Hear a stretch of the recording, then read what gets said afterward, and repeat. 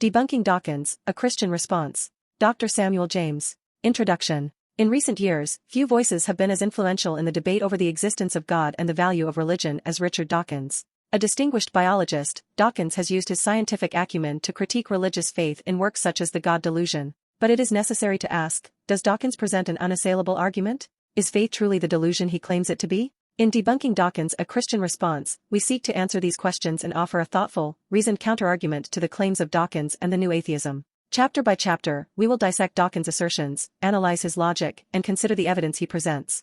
Our goal is to counterbalance the narrative he has popularized, and to show that faith and reason are not mutually exclusive but can coexist in a harmonious relationship. Moreover, the book aims to delineate the limitations of science, the complexities of life, and the historical robustness of the Bible, topics that are often glossed over or simplified by Dawkins. We will also explore the moral dimensions of atheism, and question if a world without religion is truly the panacea that Dawkins imagines it to be. In this age of skepticism, it is more important than ever for believers to always be prepared to give an answer to everyone who asks you to give the reason for the hope that you have, as advised in 1 Peter 3 verse 15. This book is an attempt to provide such answers, offering a reasoned, intellectually robust response to the challenges posed by Dawkins and the new atheist movement. Whether you're a believer, an atheist, or somewhere in between, it is our hope that this book will provoke thoughtful consideration and open dialogue about some of the most important questions humanity faces. 1. The role of faith. Dawkins often presents faith as a system of belief that lacks evidence or is even in opposition to it. This representation is seen by many Christians as a misunderstanding or oversimplification.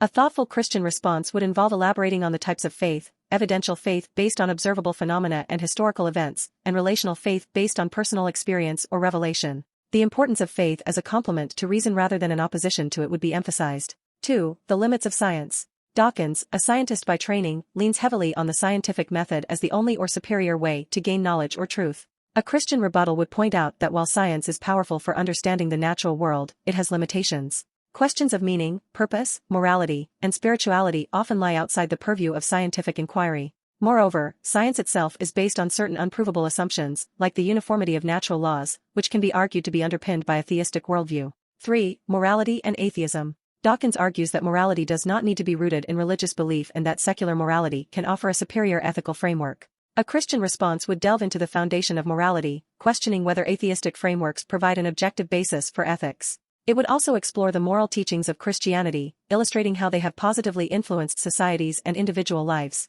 4. Arguments for God's existence. Dawkins is critical of the classical arguments for God's existence, such as the teleological argument, the cosmological argument, and the moral argument. Each of these would be revisited, offering contemporary formulations and defenses to show that these arguments still have intellectual viability and can offer rational grounds for theistic belief. 5. The Bible and historical credibility. Dawkins often criticizes the Bible for its supposed inconsistencies, moral problems, and lack of historical evidence.